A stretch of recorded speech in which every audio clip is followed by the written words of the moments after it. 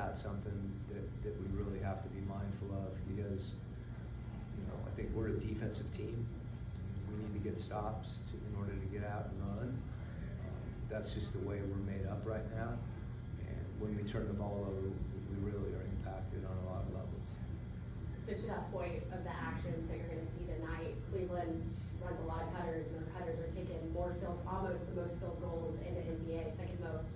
Obviously, you mentioned the 3-ball too, and that being a big part of their game. So defensively, without giving us too much, what is the mindset they're a pick and roll team, and a lot of that's fueled with there's 2 guards that are really good at pick and roll, and they're good shooting the ball, can't go under.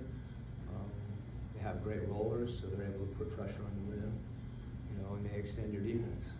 So if you're extended trying to take away the 3, they cut very efficiently. They cut out of the corner, they space, and I think the combination of that with the pick and roll, they distort your rotations in unique ways.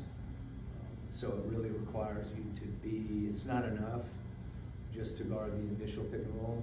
Everybody has to be locked in. And if you are in rotations, that's probably a good thing. You just have to be good at it because that means you've at least guarded the first couple actions. And you're forcing them to do more to generate those shots. So the way they play really fits their personnel. And again, that's a challenge, but it's good to be aware of those because you get a good barometer of where you are, and that's kind of the answer to your first question as well.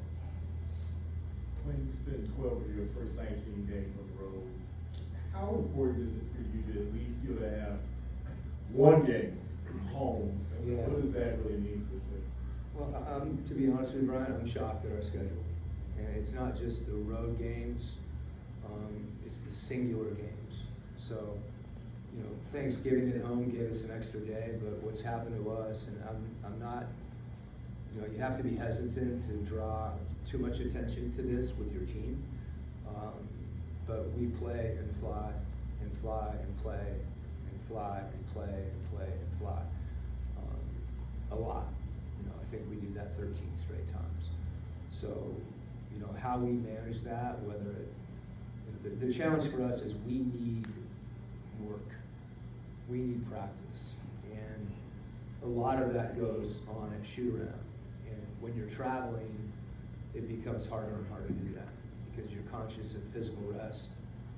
I think that what you're describing takes more of an emotional toll. And really my hope is that